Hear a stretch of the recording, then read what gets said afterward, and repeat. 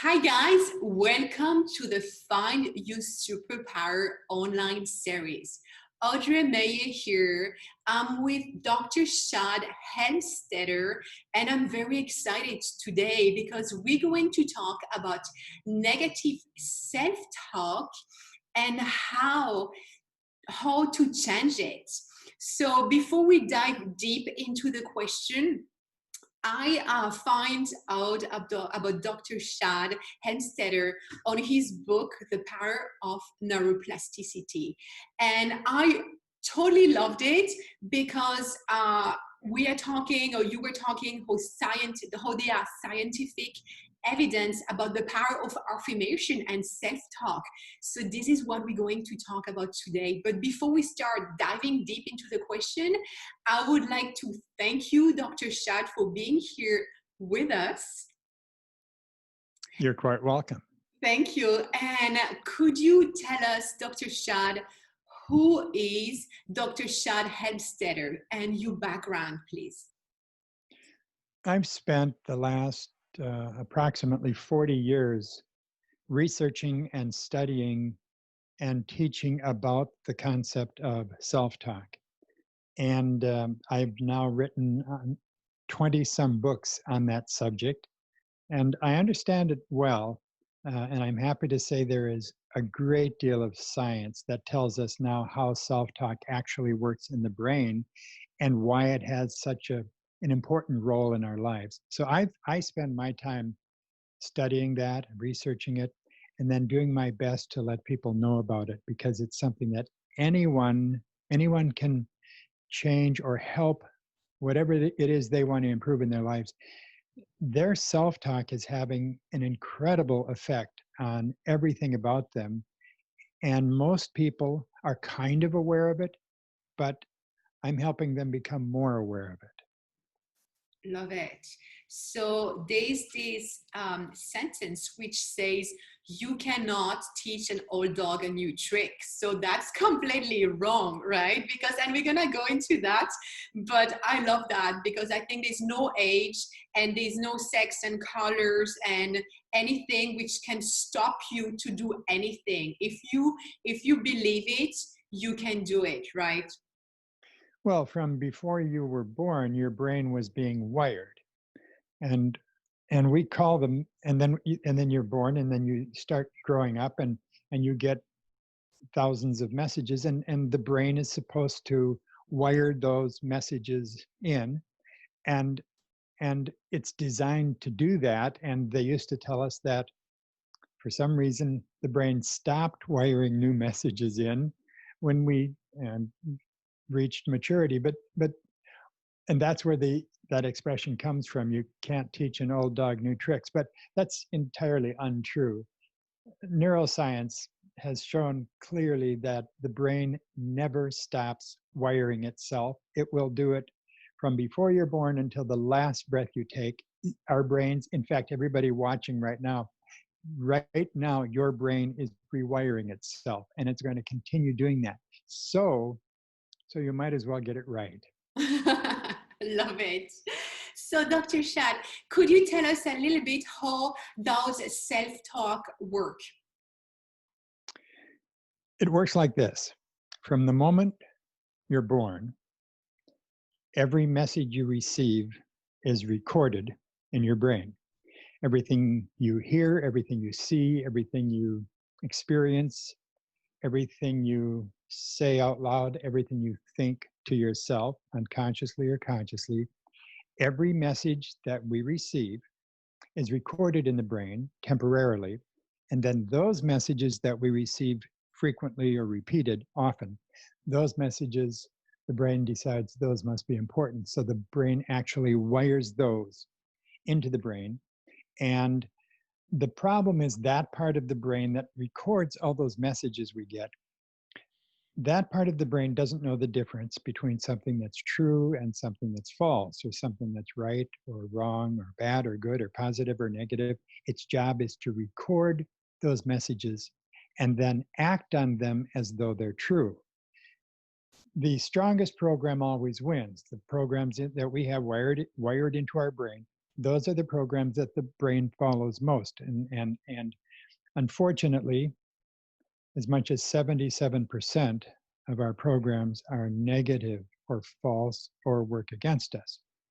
If you grew up in a reasonably positive home, during the first 18 years of your life, you were told no, or what you could not do, or what wouldn't work, approximately 148,000 times. And even if you were told some yeses and what you could do along the way, the yeses almost never balance out the negatives. So what happens is we grow up, and here we are, and we have tens upon tens of thousands of programs. We're not even aware of most of them, because most of our programs, about 90% of them, are hidden in what we call the subconscious mind. That is, we don't have to think about, that's our autopilot. We don't have to think about them for the brain to use them and for those programs to help us operate. But if 77% of those programs are negative or false, then what's happening is it's like the pilot of an airplane who's trying to fly from, let's say, Chicago to Miami in the United States. But the plane is programmed to fly to Phoenix instead. No matter what the pilot does, unless he overrides that computer, that onboard computer, the plane is going to fly the wrong direction. We live our lives mostly on autopilot. Yep.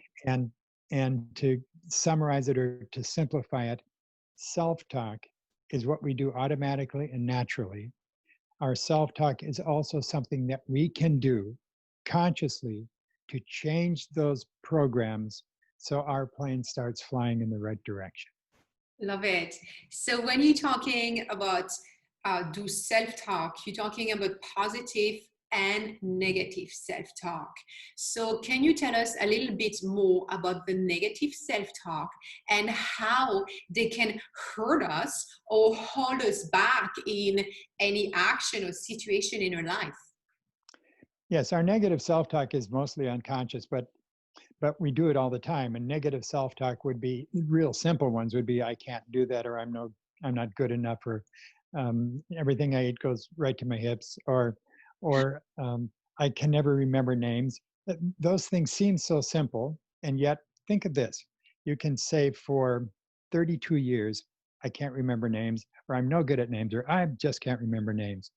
And then you're at an event and you meet someone and you want to remember that person's name, and you're introduced to that person, and then 7/10 of a second later, the name is gone, and you're going through the ABCs, you're going through the alphabet trying to remember that person's name, and you can't remember it, and your brain says, I'm just doing what you told me to do.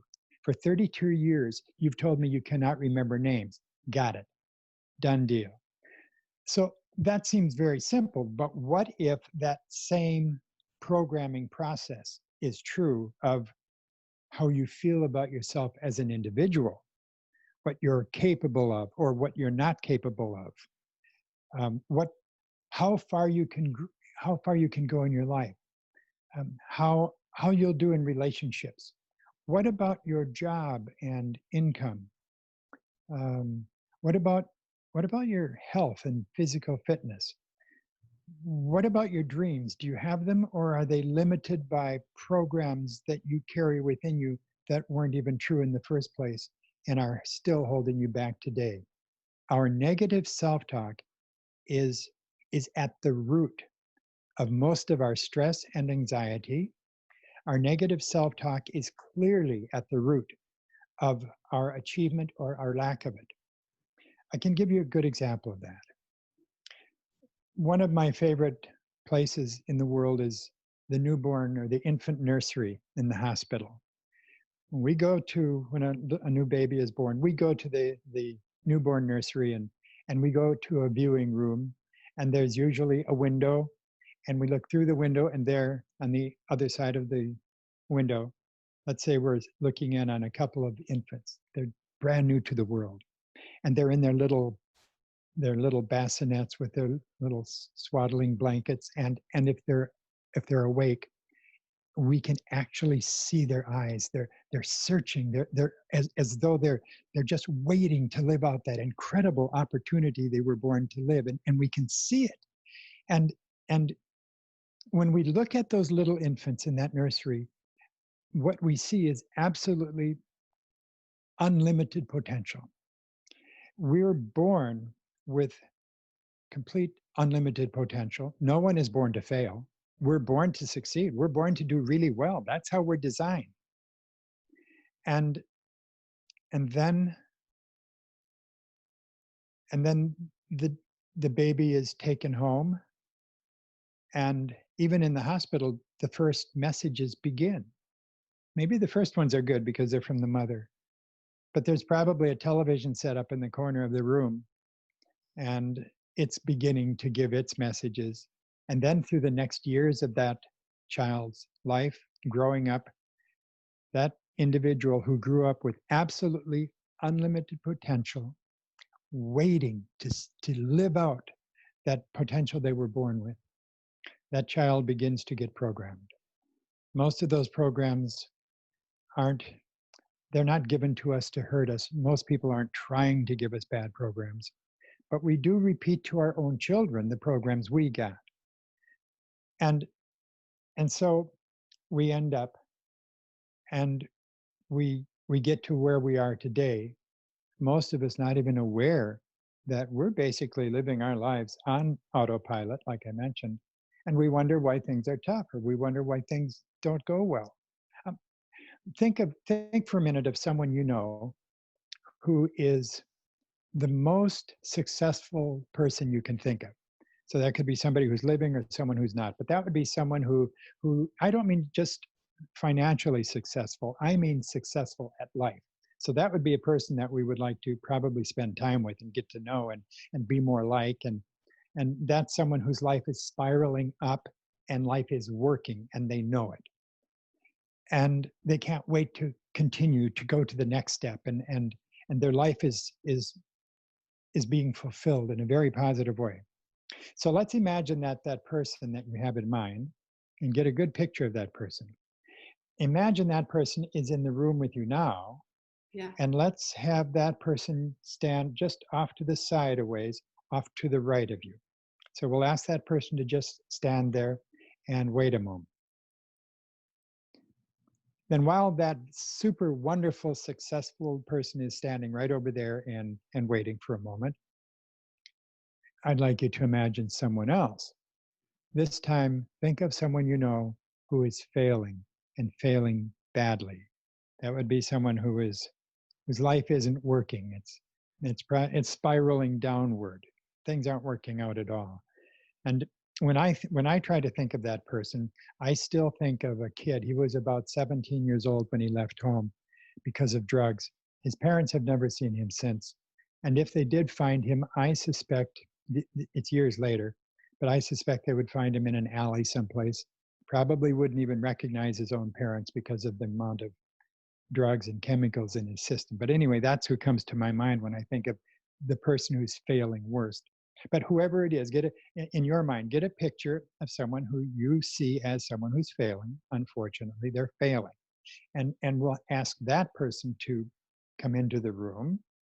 And we're going to ask that person to stand off to the left. So over here on the right is a person that you believe that you know is very successful. Life is working for that person. But over here on the left is someone whose life is failing. And then you look at those two people and you ask yourself the question, what is the difference between the person who is so successful and the person who is failing? And the truth is, the real difference is their programs. And the profound truth of this is that those two people, one of them so successful right now, the other one failing so badly right now, those two people could have been the two little infants that we looked at in the newborn nursery just a few minutes ago, with their eyes wide open, and they were both searching to live out that unlimited potential they were born with. And they were both born with the same absolutely unlimited potential. And now one of them is here and doing it, and the other is here and not doing it. And when we realize that's programs, then we almost have to think, then where do I stand and how are my programs? And the good news is the brain is also designed to accept new programs. You get to rewire your future, and anyone can do that. So there's a blessing here that we get to take advantage of. Wow, I have goosebumps just listening to that, because actually what I take away from that is two things: that we are born as superhuman. We can do anything as a newborn, right? And then life comes on the way, like you say. And then another amazing thing is that we can reprogram a brain. So I'm really excited about that. And I'd like to explain us, Dr. Shad, or give us some information about the science behind this mental programmation. This is fascinating. Everybody watching right now is going to love this. Neuroscience, studies in neuroscience have shown us that there actually is something to positive thinking. We used to think that positive thinking was a neat idea, but it was more like something a motivational speaker would tell us. We should think positively. And a lot of people, even people in the scientific community, thought that it really didn't amount to anything, that positive thinking didn't do anything. Things just went in one ear and out the other. And what they didn't know is that every message we get actually doesn't go just in one ear and out the other. It stops in between. And then the brain, just like it has a keyboard, the brain records that message. So here's what they've discovered. People who think mostly in the positive grow more neurons in the left prefrontal cortex of their brain. So reach up and you can tap right there. That's approximately where the left prefrontal cortex of the brain is. So you grow, that gets stronger, that area of the brain, more neural connections. And that area of the brain happens to be an area of the brain that helps us seek solutions and find them. It puts us into action, so we take positive action, and helps us deal with problems and solve them. So that's a really important part of the brain. That part of the brain gets stronger by being positive and thinking positive and using positive self-talk. So we know that now. We can watch this now. We can see it. On the other hand, people who think in the negative a lot, those individuals, and we all know some, I feel bad for them. Those individuals actually grow more neurons in the right prefrontal cortex of the brain. So if you reach up and touch there, that's about where the right prefrontal cortex of the brain is. And listen to what that part of the brain does. That's the part of the brain that causes us to fear, to hide, to not want to solve problems, but rather to duck out on them. And that's the part of the brain that stops us from taking action and getting things done. So over here, positive, we take action, we find solutions, and we get things done. Over here, we stop, we hold back, and put it off. So now we know that it's entirely neurological. People who get programmed with more positives see the world differently than people who are programmed with negatives.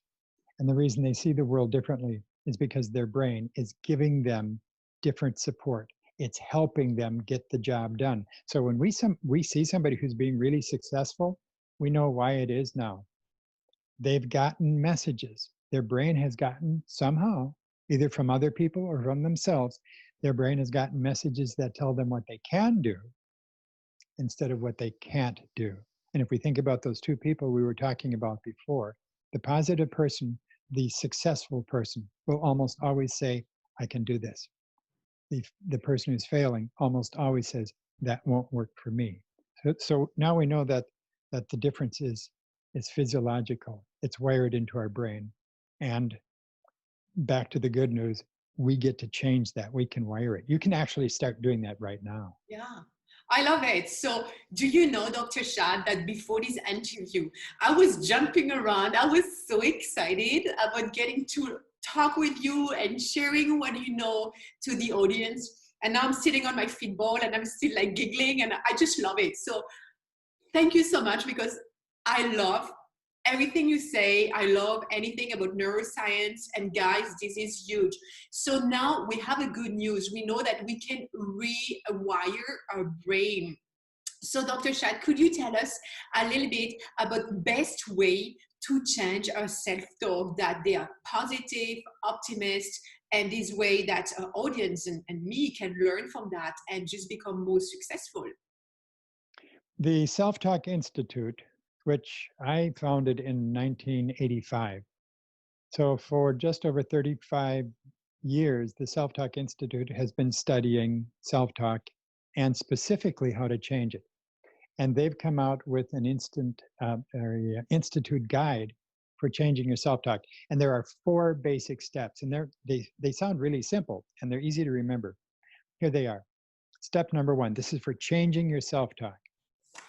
And never be afraid to change it to the positive.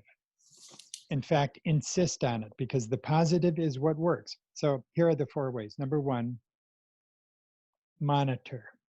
And monitor means to listen to everything you're saying out loud, but it also means to listen to everything you're thinking. Now, we're not used to doing that, so that takes some practice, some mindfulness in order to do that. In fact, it's part of mindfulness is to begin listening to yourself.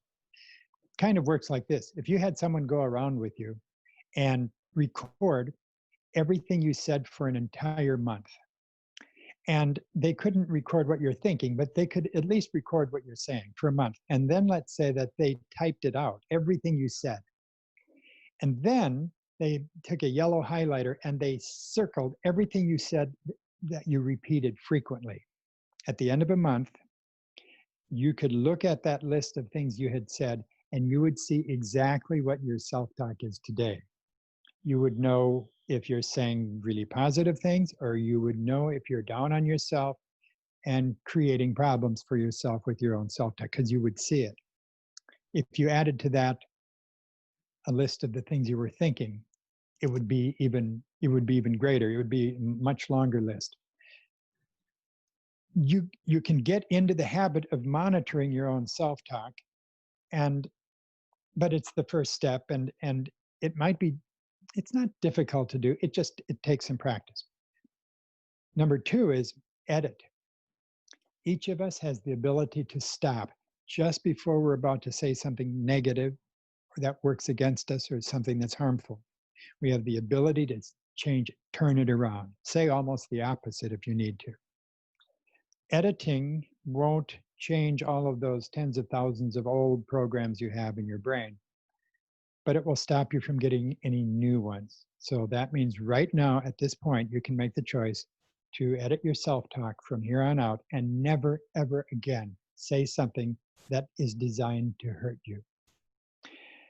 Step number 3, listen.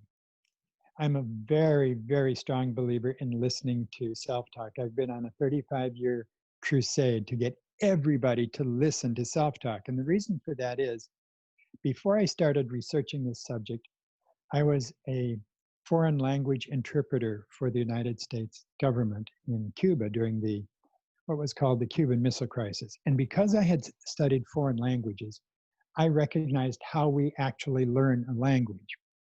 Like when we're growing up, when we're little kids, we actually learn our first language by hearing it spoken in the background of our lives. We don't have to attend a single class to learn how to speak an incredibly complex language as perfectly as the people around us are speaking it. And we do that by hearing it and by listening to it. So I reasoned, having been a linguist myself, that if we wanted to change our self-talk, and in fact, our self-talk is the language that we're thinking in today, why not listen to it exactly like we would listen to learning a new language, a foreign language? And so many years ago, I began carefully writing and recording self-talk scripts. And then I would give those recordings to people to listen to.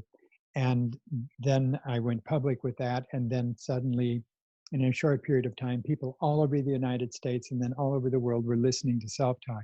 And I began to get the feedback, and it was working. People were literally changing their inner vocabularies and their outer vocabularies by using this new form of self-talk. So over the years, I found that is not only true, but it works time after time after time. And so I'm a strong advocate of listening. So when the Self-Talk Institute recommends to edit yourself or monitor your self-talk and edit it, and then to listen to it, I support that. I think everyone right now, everyone should be listening to self-talk. Everyone in the world should be listening to self-talk. And I'm absolutely certain that if everyone was listening to self-talk, it would be a very different world that we're living in. I think there would be a lot less stress and conflict in our world if people were listening to self-talk. The fourth step is practice, and that means to literally look for opportunities each day to practice your self-talk. So if you're listening to it, it'll get easier to do that because the new self-talk will begin to come to you automatically. But even if you're not listening to it, you can practice. And practice, getting good at practice takes practice. But if you set a goal for the next 3 weeks, I'm going to practice, I choose to practice self-talk every day, then you'll find that if you're a good goal setter and you stick with it, you'll find that it gets easier and easier. And in time, it won't happen overnight. It takes about, in fact, takes about 3 weeks for the brain to begin wiring new messages in. So, but in time, if you monitor, edit, listen, and practice, you'll find that one day you're going to wake up and you will never consider saying it's going to be another bad day or it's going to be another Blue Monday. The thought will be gone because the old vocabulary will have been replaced with something that works for you instead of working against you. Love it. Wow. So monitoring, editing, listening, practicing. And yeah, and that's how you able to change you self-talk. Wow. So Dr. Shad, can anyone just do these exercises and change the self-talk, or does it take intelligent people, women, men? Can anyone just do it? Anyone can do it. And in fact, this is fascinating. So let's say that someone decides to listen to self-talk, and listening to self-talk works best if you play it in the background and don't try to focus on it. Because if you try to focus on it, you're going to suddenly hear many wonderful things about yourself, and your old programs don't like that. Your old programs don't believe that, so they'll try to stop it. But if you play it in the background, you can stream it to your phone, for instance. So you're playing the self-talk and you're playing it in the background. Just go about your day, and your brain will be listening even if you're not paying close attention to it. Just like when we were kids, we still know the words to songs we heard when we were 5 years old, and we know them word for word. We didn't try to study them.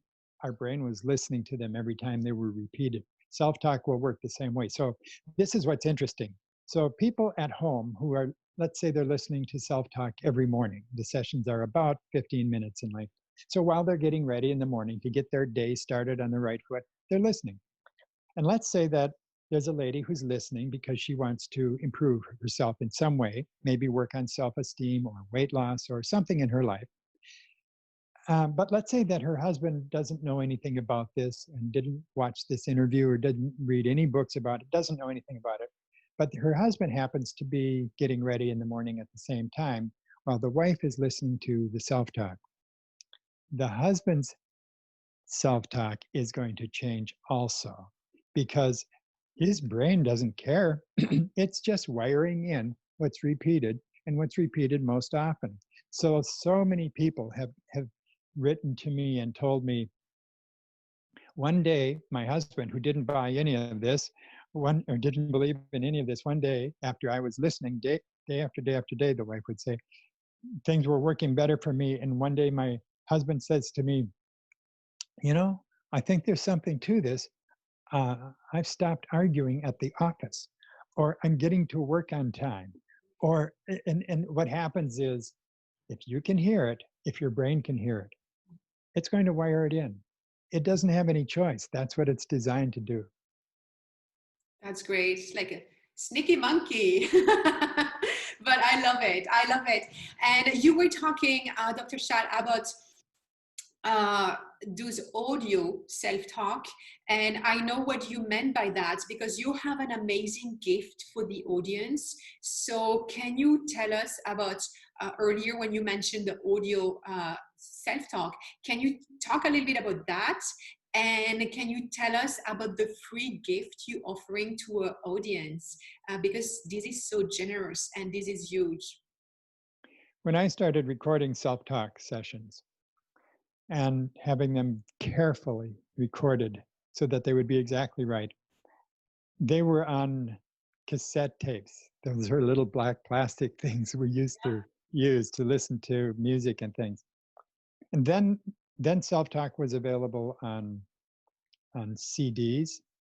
And then self-talk was available online to download from the Self-Talk Institute.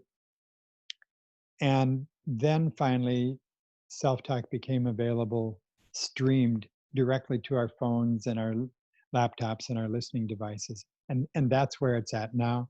That is called Self-Talk Plus, selftalkplus.com. And if you go there, you can listen to a broad variety of subjects as often as you want. And I recommend listening to up to about 3 sessions a day. But you can listen to any subject you want that you want to work on. Keep this in mind, though, if you decide to listen, and I hope you do, but if you decide you want to change some of your self-talk, listen for at least 3 weeks, because as I mentioned earlier, it takes about 3 weeks for the brain to begin to wire in new information. So you should set one goal to stick with it that long. At any rate, but yes, anyone can listen to self-talk on selftalkplus.com, and that includes even small children. There's self-talk even for them. Great. Thank you so much. And the link is right underneath the interview. You guys can just click on the button and you will be redirected directly to the self-talk 30 days for free. Dr. Shad, thank you so much. This was, I believe, life-changing, because how many people, tell us, I still want to talk to you. How many people did you help? Did you help changing their life for the better? Do you keep track? Are you monitoring that? No, I think when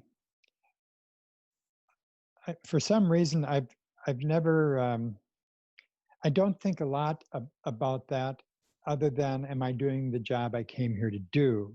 And so that's kind of measured in some ways when I hear that one of my books is being published in another country or in another country, and those books are in something over 70 countries now.